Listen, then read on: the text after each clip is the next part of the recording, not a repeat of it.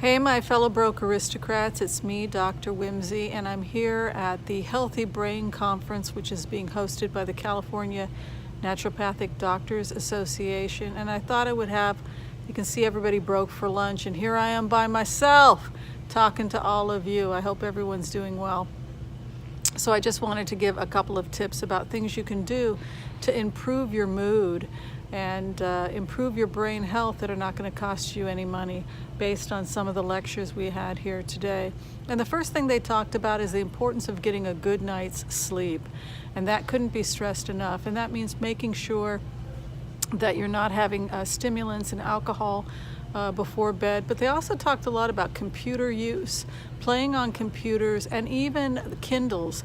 Kindles can have an impact because the bright light that we have when we look at a Kindle actually can deplete melatonin and have an impact on sleep. So I thought that was pretty interesting.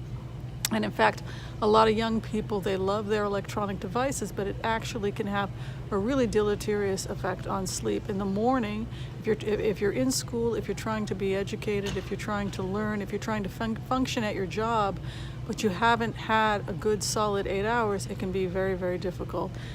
One argument is to not even have electronics and stimuli in the home or in the bedroom. I think that's very difficult to do. The other thing they talked about was making sure that the blood sugar was stable. So if you're eating junk food, if you're eating sweets and you're having a crash, that can really affect cognition. So those were the two things that any of us can do without breaking the bank. The other thing I would add is to have a fish meal, to eat fish about 2-3 times a week. It doesn't have to be expensive. It can be something as cheap as a can of sardines, because omega-3s are associated with better heart health and better brain health. In terms of nutrition, there has been some studies on B12 and B complexes having an impact on brain health. That's something that we can all do. I always tell people to get it in the coenzyme form because that's the most bioavailable. If you're having insomnia, magnesium has been taken and found to be helpful, not only to help with sleep, but also to help with depression. It's usually sold over the counter as Magnesium Calm. Put a little bit in water and drink it, usually prior to bed, and it has a calming effect.